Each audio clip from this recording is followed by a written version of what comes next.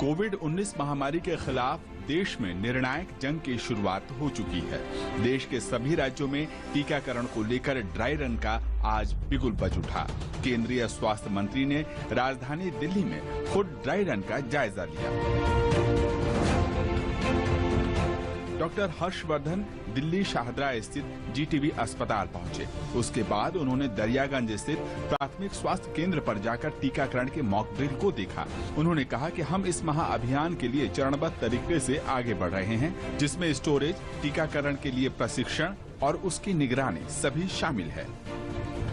तैयारियां पिछले लगभग 4 महीने से ज्यादा समय से ये नेशनल एक्सपर्ट ग्रुप जब बनाया गया था, सारे हेल्थ के भी लोग उसमें इन्वॉल्व थे, कुछ स्टेट्स के लोगों को भी इन्वॉल्व किया था हम लोगों ने।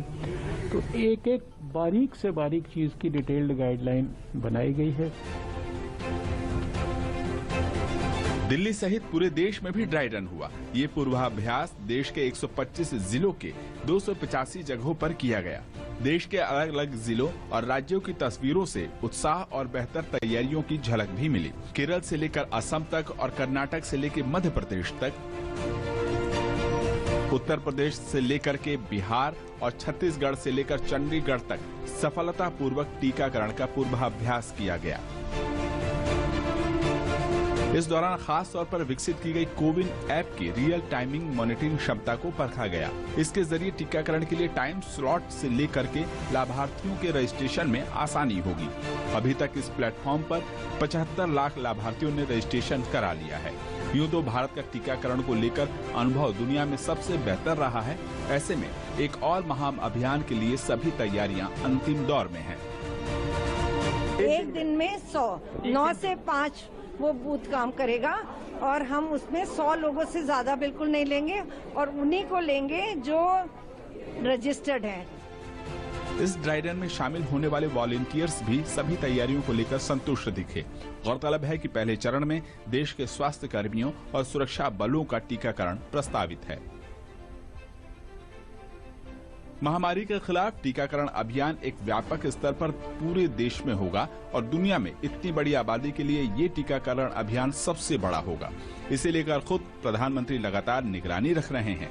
उन्होंने भी बृहस्पतिवार को राजकोट एम्स के शिलान्यास के वक्त भारत में हो रही तैयारियों का जिक्र किया था। साथ ही आगाह भी किया था कि टीकाकरण के साथ साथ कोविड-19 के खिलाफ अपनाए जा रहे सभी दिशा निर्देशों का पालन कड़ाई के साथ जारी रहना चाहिए। अब दवाई सामने दिख रही है, कुछ ही समय का सवाल है, तो भी मैं कहूंगा, पहले मैं कहता था दवाई नहीं तो ढिलाई नहीं, लेकिन अब मैं फिर से कह रहा हूं, दवाई भी और कड़ाई भी। कड़ाई भी बरतनी है और दवाई भी लेनी है। दवाई आ गई तो सब छूट मिल गई, ये भ्रम में मत रहना।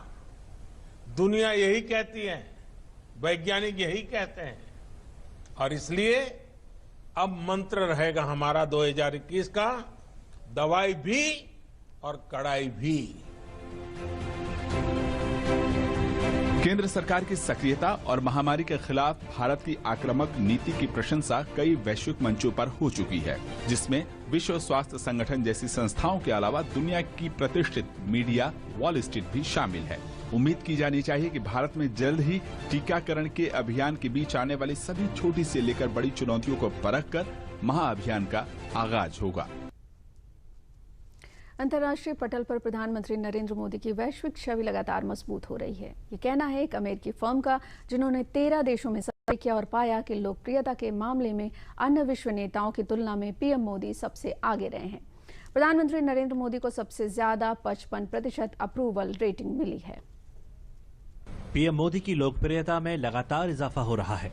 एक अमेरिकी फर्म के सर्वे में लोकप्रियता के मामले में अन्य विश्व नेताओं की तुलना में पीएम नरेंद्र मोदी सबसे आगे हैं। 13 लोकतांत्रिक देशों के नेताओं पर एजेंसी मॉनिटरिंग कंसल्ट ने सर्वे किया, जिसमें अमेरिका, जापान और ब्राजील समेत 13 देशों के नेता शामिल रहे। इसमें प्रधानमंत्री मोदी की अप्रूवल रेटिंग सबसे ज्यादा 55% आई है। रेटिंग में दुनिया के अन्य नेता पीएम मोदी से काफी पीछे रहे। सभी प्रमुख देशों के नेताओं के बारे में जनता का आकलन किया गया और उस आकलन में 55 अप्रूवल रेटिंग के साथ सबसे आगे मोदी जी है। सबसे विशेष बात है कि पिछले 6 साल दुनिया के एकमात्र नेता ऐसे हैं जिनकी लोकप्रियता लगातार बरकरार है या बढ़ रही है। 6 साल, इट्स अ रेयर फिनोमिना। कभी रेटिंग बढ़ता है, कभी कम होता है, लेकिन मोदी जी है कि जिनका रेटिंग लगातार बढ़ रहा है। भाजपा के राष्ट्रीय अध्यक्ष जेपी नड्डा ने भी सर्वे की सराहना करते हुए कहा, हमारे प्रधानमंत्री एक बार फिर दुनिया के सर्वाधिक लोकप्रिय नेता चुने गए हैं। यूपी के सीएम योगी आदित्यनाथ ने भी इस सर्वे के परिणाम की सराहना की। केवल सर्वे करने वाली एजेंसियां ही नहीं बल्कि बीते वर्षों में पीएम मोदी को कई ऐसे अवार्ड भी मिले हैं जो दुनिया में एक नेता के तौर पर उनकी लोकप्रियता को दर्शाते हैं। कोरोना काल में जिस तरह पीएम मोदी की अगुवाई में भारत बेहद सफलतापूर्वक इस चुनौती का सामना करने में सफल रहा, बल्कि दुनिया के तमाम देशों की मदद भी की है। सर्वे का जो नतीजा है वो बहुत महत्वपूर्ण है। वो दिखा रहा है कि भारत आज किस पोजीशन में है और मोदी जी कितने समर्थता से इसका नेतृत्व कर रहे हैं, दूरदृष्टि से योजना कर रहे हैं, कमिटमेंट के साथ काम कर रहे हैं। और इसलिए दुनिया में आज इतने बड़े देशों के, लोकतांत्रिक देशों के प्रमुखों में उनका स्थान लगातार बरकरार भी है और लोकप्रियता बढ़ रही है। बीते एक वर्ष में हुए कई चुनाव, चाहे वो बिहार विधानसभा के चुनाव हो या कई राज्यों में विधानसभा उपचुनाव, इसके साथ ही उत्तर पूर्व जम्मू कश्मीर सहित कई राज्यों में पंचायत चुनाव और निकाय चुनावों के नतीजे भी साफ बताते हैं कि पीएम मोदी की अगुवाई में सत्ताधारी दल बीजेपी लगातार सफलताएं अर्जित कर रहा है। देश की जनता का पीएम मोदी और केंद्र सरकार पर भरोसा भी बढ़ा ही है। मुख्यमंत्री योगी आदित्यनाथ ने गोरखपुर में पत्रकारों से वार्ता करते हुए कहा कि प्रधानमंत्री नरेंद्र मोदी दुनिया में सबसे लोकप्रिय नेताओं में पहले पायदान पर स्थापित हैं। इसके लिए मैं उन्हें हृदय से बधाई देता हूं। ये देश के लिए गौरव की बात है। 135 करोड़ की आबादी के लिए उन्होंने जो योजनाएं बनाई, उनसे लोगों के जीवन में परिवर्तन आया है। इसीलिए 6 वर्षों से लगातार मोदी जी की लोकप्रियता बढ़ रही है। कोविड-19 के दौर में भी उन्होंने देश का कुशल संचालन किया है, जिससे देश इस दौर में भी सुरक्षित रहा है और कोविड का सफलतापूर्वक मुकाबला करने में सफल हुआ है। नेट अप्रूवल की जो स्थिति है वह प्रधानमंत्री मोदी जी के पक्ष में सर्वाधिक देखने को मिली है। अप्रूवल रेटिंग में प्रधानमंत्री मोदी जी का दुनिया में सर्वोच्च स्थान प्राप्त होने पर मैं प्रधानमंत्री मोदी जी का हृदय से अभिनंदन करता हूं। प्रदेशवासियों की ओर से आदरणीय प्रधानमंत्री जी का अभिनंदन करते हुए उन्हें हृदय से बधाई भी देता हूं। ये वास्तव में देश के लिए गौरव की बात है। देश के 135 करोड़ की आबादी के लिए उनके जीवन में खुशहाली लाने, उन्हें शासन की योजनाओं के साथ जोड़ने और बिना भेदभाव के देश के अंदर हर एक नागरिक के प्रति जो एक भावनात्मक लगाव प्रधानमंत्री मोदी जी के नेतृत्व में 6 वर्षों में देखने को मिला है, स्वाभाविक रूप से वैश्विक स्तर पर लोकप्रियता इसका प्रमुख कारण है। कोविड-19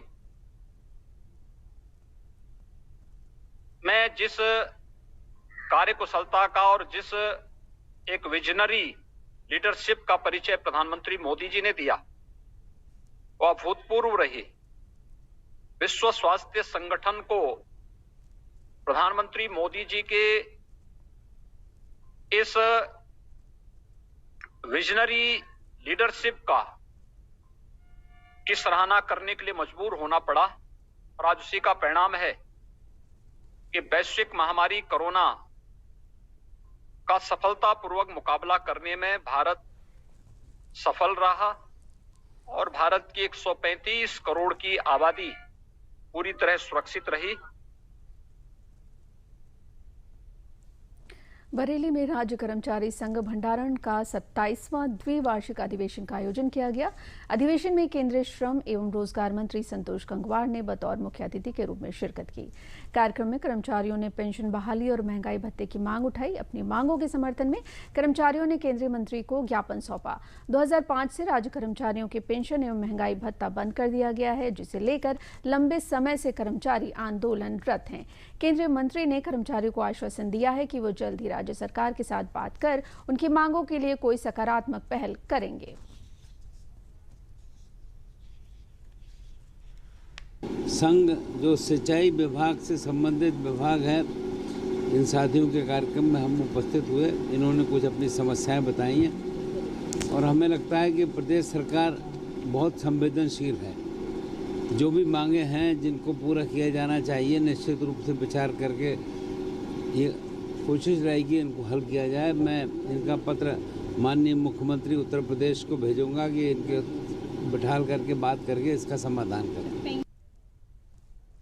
मुजफ्फरनगर जनपद में जिले के गरीब और बेसहारा बच्चों की जिंदगी को बदलने के लिए प्रोबेशन विभाग ने सक्षम पोर्टल लॉन्च किया है। जिलाधिकारी सेल्वा कुमारी जे ने इस पोर्टल को लॉन्च करते हुए कहा कि कुछ ऐसे वंचित समूह हैं जिन्हें सरकारी योजनाओं का लाभ प्राप्त नहीं होता है।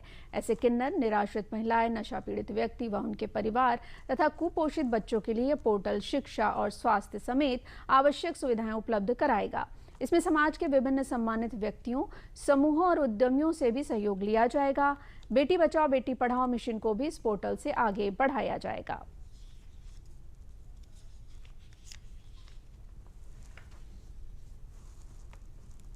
एक हम लोगों ने सक्षम पोर्टल लॉन्च किया है, जिसमें 6 तरीके का कैटेगरी के लोगों को हम लोगों ने टारगेट किया है। एक तो ट्रांसजेंडर्स हैं, जो डेस्टिट्यूट वीमेन का है, डिसेबल्ड चिल्ड्रन जो 18 साल के नीचे हैं उनको, और सेक्स वर्कर्स और इस तरह के कैटेगरी के लोग, ड्रग एडिक्ट्स हैं, इनका हम लोगों ने टारगेट किया है ताकि इनके लिए जो सेपरेट जो इश्यूज़ हैं, इनका मेंटल हेल्थ इश्यूज़ और एजुकेशन इश्यूज़ और पेंशन और कई चीज़ें अलग है, बाकी लोगों से हट के इनका इश्यूज़ अलग है, ताकि स्पेशल फोकस मिशन शक्ति के तहत हम लोग स्पेशल फोकस इन कैटेगरीज के ऊपर कर सकते हैं। ये हम लोगों का प्रयास है ताकि एक प्लेटफॉर्म में सभी स्टेक होल्डर्स आ जाएं, जो कंप्लेनेंट्स हैं उनका भी और जो लाभ लेना चाहते हैं सरकार का उनका भी, स्पॉन्सर्स, NGOs, गवर्नमेंट डिपार्टमेंट, सभी का एक प्लेटफॉर्म बनाया गया। केंद्र सरकार की मुद्रा योजना फतेहपुर में महिलाओं के लिए सफलता का मार्ग प्रशस्त कर रही है। इस योजना से हुनरमंद महिलाओं को व्यवसाय बढ़ाने में मदद मिल रही है। जनपद की रहने वाली रेशम मल्होत्रा अपने ब्यूटी पार्लर में मुद्रा योजना से पैसा लेकर आधुनिक मशीनें लगाकर व्यवसाय को बढ़ा रही हैं। कोविड-19 के दौर में यह व्यवसाय लगभग ठप हो गया था। व्यवसाय को पुनः शुरू करने के लिए बैंक ऑफ बड़ौदा से मुद्रा योजना के तहत 10 लाख रुपए का ऋण प्राप्त किया और अब सुसज्जित महिला और पुरुष सैलून चल रहा है, जहां 14 बेरोजगार लोगों को रोजगार मिला हुआ है। ये योजना रेशम के साथ साथ उन लोगों को भी सहयोग कर रही है जो इनके साथ काम कर रहे हैं।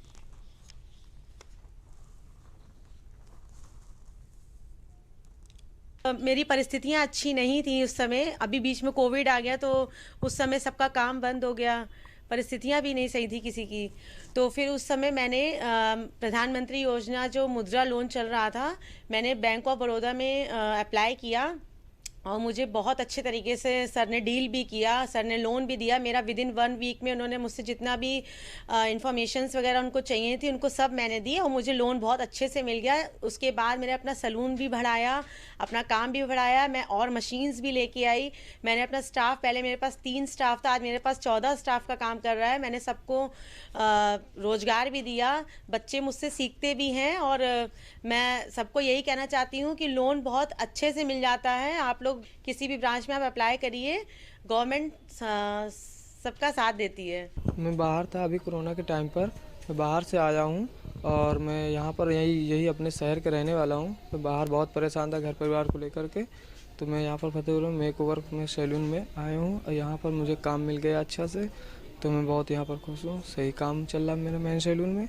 कोविड के समय में मुझे कहीं पे जॉब नहीं मिल रही थी, फिर मैं यहाँ पे मेकओवर बाय RM में आई। यहाँ पे मैम रेशम मैम ने मुझे जॉब दिया, जिससे मेरे घर का और मेरा बहुत अच्छा रोज़गार चल रहा है और मैं बहुत हैप्पी हूँ यहाँ जॉब करके। मैं पहले चेन्नई में काम करता था, वहाँ पे कोविड-19 में यहाँ आना पड़ा और यहाँ आने के बाद 2-3 महीने मैं यहाँ पे था। काफ़ी ज़्यादा प्रॉब्लम पड़ी, लेकिन फिर इसके बाद मैं यहाँ फतेहपुर मेंस सैलून है तो यहाँ पे आया मैं, तो देखा काम के लिए बोला यहाँ पे, तो बोले हाँ ठीक है, तो यहाँ पे आके काम किया मैंने, तो अच्छा लगा काम करके। अभी कंटिन्यू यहीं पे हूँ मैं और काम भी कर रहा हूँ और घर परिवार भी अच्छा चल रहा है।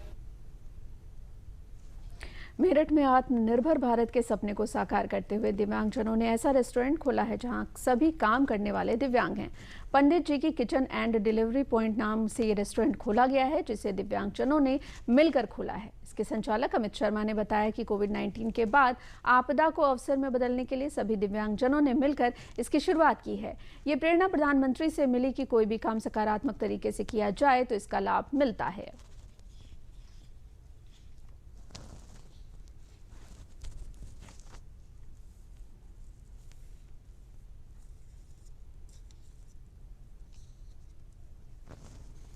मैं 65% डिसेबल हूँ ना। ये जो पंडित जी किचन पॉइंट डिलीवरी पॉइंट का जो आयोजन हम लोगों ने किया है, जिसमें कि सबसे खास बात ये है कि इसमें टोटल काम करने वाले डिसेबल पर्सन हैं और जो डिलीवर करेंगे खाने को पूरे मेरठ शहर के अंदर वो भी डिसेबल पर्सन है। तो इसको देखते हुए हम लोगों ने कोरोना की स्थिति को देखते हुए काफ़ी दिव्यांग मेरे ऐसे साथी हैं जिनके पास में कोई रोज़गार नहीं है ना। पूरे भारत में एक हम लोगों ने सबसे अलग पहल रखी है और मुझे नहीं लगता कि शायद पूरे भारत में इस तरीके का पहला एक आयोजन यही है, जिसमें हमें अपने माननीय प्रधानमंत्री जी के द्वारा दिव्यांग शब्द दिया गया और स्वरोजगार की स्थापना की गई। तो उनसे प्रेरित होकर के हम लोगों ने ये कार्य किया है, जिससे कि मैं ये चाहता हूँ कि मेरे सभी दिव्यांग साथियों को रोजगार मिले। दिव्यांग रसोई का आयोजन किया जा रहा है या इसका जो आज शुभारंभ हुआ है, इसका उद्देश्य है कि जो विकलांग हैं उनको रोजगार देना, आत्मनिर्भर बनाना। जैसे कि माननीय प्रधानमंत्री जी ने कहा है कि आत्मनिर्भर बने, तो हम जो भारत को आत्मनिर्भर बनाने में विकलांग लोग भी पूर्ण रूप से अपना सहयोग दे रहे हैं। उन्होंने अपना ये पंडित जी किचन जो कि विकलांगों के द्वारा चलाया जा रहा है, इसमें विकलांग ही किचन में खाना बनाएंगे और विकलांग ही लोग घर घर जाकर के खाने की डिलीवरी करेंगे और जो विकलांग जिस तरह का है उसको उस तरह का काम दिया जाएगा। अगर कोई बैठ के सब्जी काट सकता है तो उसे सब्जी काटने का काम दिया जाएगा, कोई खड़े होकर के खाना बना सकता है तो उसको खाना बनाने का काम दिया जाएगा। जिसके पास व्हीकल है वो जाकर के उस फूड की डिलीवरी भी देंगे। होम डिलीवरी की भी यहाँ पर हमने व्यवस्था की है। अलीगढ़ में प्रधानमंत्री ग्राम सड़क योजना के तहत मुख्य सड़कों से गांव को जोड़ने की योजना का लाभ ग्रामवासियों को मिल रहा है। जो लोग कच्चे रास्तों से होकर सड़कों तक पहुंचते थे, उन्हें अब गांव से ही सड़क मार्ग का लाभ मिल रहा है। जनपद में पिछले 4 सालों में 121 किलोमीटर प्रधानमंत्री ग्राम सड़क का निर्माण कराया गया है। इस वर्ष 13 सड़कों को बनाया जाना था, जिनमें से 132 किलोमीटर मार्ग का निर्माण किया जाएगा। इन सड़कों के निर्माण से गांव के लोगों को आवागमन की सुविधा का लाभ मिला है। छात्रों को स्कूल जाने में आसानी हुई है। स्वास्थ्य सेवाओं का लाभ भी इन्हें बेहतर मिल रहा है तथा गांव में रोजगार के अवसर बढ़े हैं। ये हमारे यहाँ पे केंद्र सरकार द्वारा जो सड़क बनाई गई है, ये बहुत अच्छी बनाई गई है। मैं कॉलेज से घर पे जाता हूँ तो बहुत जल्दी पहुँच जाता हूँ और उस समय को मैं पढ़ाई में लगाता हूँ और बहुत अच्छी क्वालिटी की बनाई गई है ये सड़क जो बनाई गई है और मैं केंद्र सरकार को धन्यवाद बोलना चाहता हूँ। केंद्र सरकार के द्वारा सड़क बनाई गई है और मैं अपने गांव से साइकिल से आती हूँ और कुछ परेशानी नहीं होती है। पहले तो बारिश होने के कारण गड्ढा में पानी भी भर जाता था, इसलिए हम गिर भी जाते थे और गिर जाते तो और सन भी जाते थे कपड़े। इसलिए मैं केंद्र सरकार को धन्यवाद देना चाहती हूँ। जो ये सड़क बनी है प्रधानमंत्री ग्रामीण सड़क योजना के अंतर्गत बनी है और पहले ये इसकी स्थिति काफ़ी ख़राब थी और अब इससे काफ़ी मतलब गांव के सब लोगों के लिए काफ़ी फ़ायदा हुआ है। पहले हमें गौधा स्टेशन के लिए भी काफ़ी जो है घूम करके जाना पड़ता था और इस समय अब आने जाने में काफ़ी सुविधा हो गई है। अस्पताल वगैरह जाने के लिए भी काफ़ी सुविधा हो गई है और सड़क का कार्य जो काफ़ी अच्छा हुआ है और हम केंद्र सरकार के लिए, मोदी सरकार के लिए बहुत बहुत धन्यवाद देना चाहते हैं। और ग्रामीण लोगों के लिए बहुत सारी सुविधाएं इस सड़क से हुई हैं। प्रदेश के बलरामपुर जनपद में समाजवादी पार्टी के पूर्व विधायक आरिफ अनवर हाशमी के खिलाफ कार्रवाई जारी है। जिलाधिकारी के निर्देश पर पूर्व विधायक की 21 करोड़ की अवैध संपत्ति कुर्क की गई। इसमें 2 लग्जरी गाड़ी, 2 बड़ी गाड़ी शामिल हैं। पूर्व विधायक पर धोखाधड़ी, जालसाजी और सरकारी जमीनों पर अवैध कब्जे जैसे 22 मुकदमे दर्ज हैं। पूर्व विधायक इस समय जेल में बंद हैं। समाजवादी पार्टी के सादुल्लागंज विधानसभा से 2007 से 2012 तक समाजवादी पार्टी के टिकट पर जीतकर विधायक बने थे। इस अवसर पर वरिष्ठ अधिकारियों समेत बड़ी संख्या में पुलिस बल तैनात किया गया था।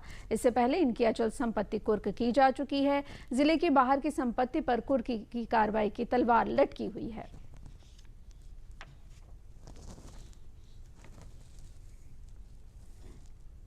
आज दिनांक 2 जनवरी 2021 को पूर्व विधायक आरिफ अनवर हाशमी की अवैध रूप से अर्जित की गई 20 करोड़ से ऊपर की संपत्ति कुर्क की गई है, जिसमें जो भूमि है वो कुल उसकी 1.616 हेक्टेयर है और इसकी अनुमानित लागत करीब 20 करोड़ 13 लाख रुपए है। जिला अधिकारी महोदय बलरामपुर के आदेश के क्रम में ये अवैध रूप से अर्जित की गई भूमि का जब्तीकरण हुआ था पिछली बार, जिसमें ओवर 50 करोड़ की भूमि और प्रॉपर्टी सीज करी गई थी। आज भी करीब 20 करोड़ 13 लाख की भूमि सीज की है। इसके अतिरिक्त 2 फॉर्च्यूनर गाड़ियां हैं और कुल मिला के 3 गाड़ियां जिनकी कीमत 55 लाख से ज़्यादा है, वो भी आज इसमें कुर्क करी गई है। प्रयागराज जिले के करछना तहसील के कुआ गांव निवासी कमलेश कुमार कुशवाहा ने अपने हुनर का लोगों को लोहा मनवाया है। अपनी लिखावट और पेंटिंग से ये चावल के दाने पर बिना किसी लेंस के सहारे संपूर्ण राष्ट्रगान लिख देते हैं। राष्ट्रपिता महात्मा गांधी की तस्वीर हो या प्रधानमंत्री नरेंद्र मोदी, अमेरिका के राष्ट्रपति बराक ओबामा, राजनाथ सिंह, अरुण जेटली, सचिन तेंदुलकर और सानिया मिर्जा जैसे लोगों की तस्वीर ये चावल के दाने पर बना चुके हैं। ट्यूब बल्ब और सिरिंज की शीशी को बिना तोड़े इस पर भी कई महान लोगों की तस्वीरें बना चुके हैं। इनका परिवार बटाई की खेती पर आश्रित है और उसी से अपना जीविकोपार्जन करता है। इन्हें बचपन से ही मिट्टी की कलाकृतियां बनाने का शौक था और धीरे धीरे ये बारीक पेंटिंग तक का सफर तय कर यहाँ तक पहुंचे हैं। इनका मानना है कि अगर सरकार इनकी कला को आगे बढ़ाए तो वो राष्ट्र का नाम भी रोशन कर सकते हैं।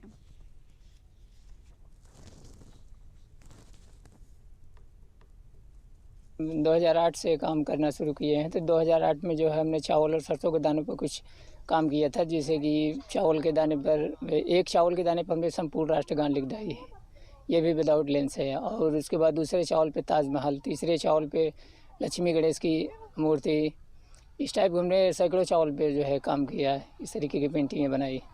फिर 2012 में हम सीसी बॉटल के अंदर, कांच के अंदर विदाउट उसकी सील तोड़े और जो है कांच के अंदर हमने पेंटिंग बनाना शुरू किया। सबसे पहले हमने नरेंद्र मोदी जी की पेंटिंग बनाई, उसके अंदर उसके बाद ओबामा की बनाई, अमिताभ बच्चन की बनाई। इस प्रकार से करीबन 30-35 इसके जो है पोर्ट्रेट हमने बनाई। उसके बाद 2015 में हमने पेंसिल की पॉइंट पर कार्विंग करना शुरू की। फिर उसके बाद हमने पेंसिल के पॉइंट पर नरेंद्र मोदी जी की स्कल्पचर बनाया, अमिताभ बच्चन का बनाया और ओबामा है इनका बनाया, अखिलेश यादव को बनाया। इस प्रकार से हमने तकरीबन 60-65 जो है स्कल्पचर तैयार किए पेंसिल के पॉइंट पे। प्रदेश में शीतलहर का प्रकोप जारी है। अगले 24 घंटों में प्रदेश के कई हिस्सों में बारिश होने की संभावना है। सुबह 4 बजे से ही लखनऊ व आसपास के क्षेत्रों में हल्की बारिश हुई है। मौसम विभाग के अनुसार पश्चिमी उत्तर प्रदेश में बारिश के साथ ओलावृष्टि की भी संभावना है। गलन से भले ही लोगों को मुक्ति मिली है, लेकिन आगे लोगों को ठंड का सामना करना पड़ सकता है। अमरोहा, हापुड़, मेरठ, मुरादाबाद, बुलंदशहर, अलीगढ़, आगरा, मथुरा, मैनपुरी समेत कई जिलों में बारिश का अनुमान है।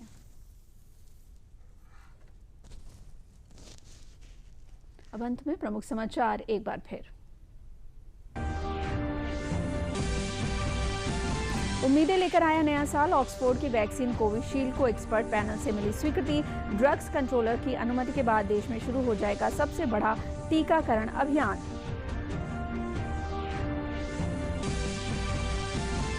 अंतर्राष्ट्रीय स्तर पर प्रधानमंत्री नरेंद्र मोदी की वैश्विक छवि लगातार हुई है मजबूत। अमेरिकी फर्म के 13 देशों में सर्वे में प्रधानमंत्री नरेंद्र मोदी लोकप्रियता के पहले पायदान पर। मुख्यमंत्री योगी आदित्यनाथ ने प्रधानमंत्री की विश्व स्तर पर बढ़ी लोकप्रियता के लिए उन्हें दी बधाई। कहा, कार्यक्रमों और योजनाओं से जनता को फायदा पहुंचाने के कारण मिल रही है ये ऊंचाई।